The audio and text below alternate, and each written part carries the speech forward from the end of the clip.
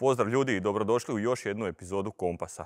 Danas ćemo samo malo ispričati o tome kako naučiti psa na ogrlicu. Uživajte u nastavku videa.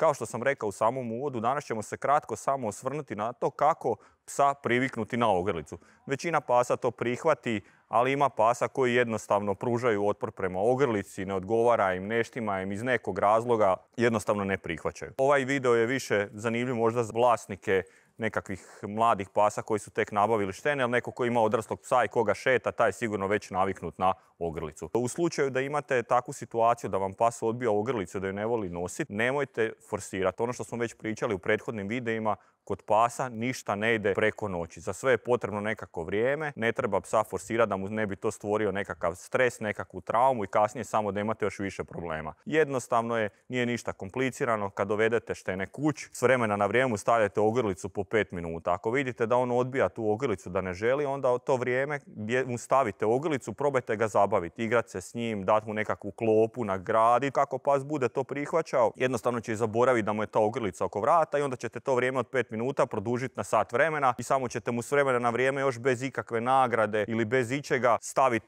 ogrlicu da se navikava. I to je to. Nije ništa komplicirano, samo kao i kod svega kod pasa, ne treba žuriti. Stavite mu ogrlicu, ako imate taj problem, odmah uzmete nekakvu igračku, nekakvu klopu, to si prije priredite, stavite ogrlicu, krenete se igrati sa psom i pas jednostavno neće misliti o tome, ali ćete ga vi skrenuti mu pozornost sa tom igrom, sa tom klopom. I to je to. Ništa komplicirano. Nemojte zaboraviti da imate kod Kompas10 s kojim ostvarujete 10% popusta na petcare.hr. Nemojte zaboraviti kliknuti like, share, subscribe ko nije i vidimo se u nekom sljedećem videu. Pozdrav! Odi curo! Bravo, mišice, bravo, bravo, ajmo!